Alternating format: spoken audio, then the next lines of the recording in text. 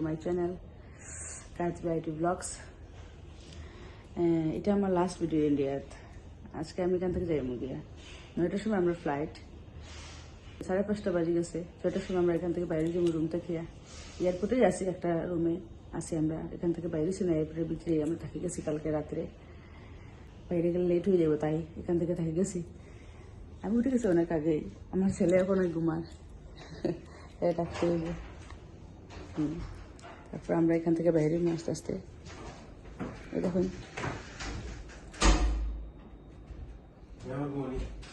রুমটা বেশ বড়ই আছে, কমফোর্টেবল আছে। আর চারিদিকে আমরা লাগেজ দেখুন ওইদিকে রাখা। কালকে রাতে লেট না হয় তাই ট্রলি পর্যন্ত আমরা ভিতরে রাখি দিছি গাইয়া। খালি ব্যাগটা ওটাই মজা আছে বাইরে যাই। আমি এখন কলকাতা এয়ারপোর্টে আছি। ওইদিকে আমাদের বাথরুম, এটা হলো আমরা মেইন ডোর।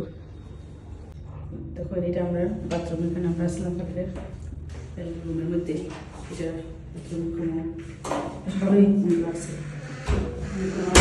যখন যাই মানে কোনো রুমে হোটেলে, তখন আমি বাথরুমটা দেখি ঠিক আছে কিনা, তাহলে আমার খুব খারাপ লাগে সত্যি।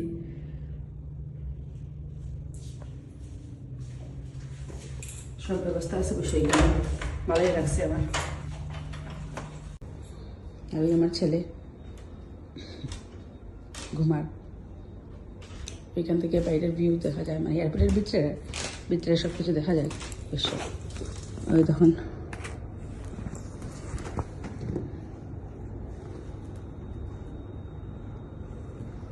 এটা কলকাতার নেতাজি সুভাষচন্দ্র বোস এয়ারপোর্ট।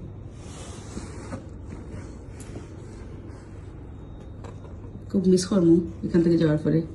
সব মানুষ এখানে তখন চেয়ারে ঘুমার।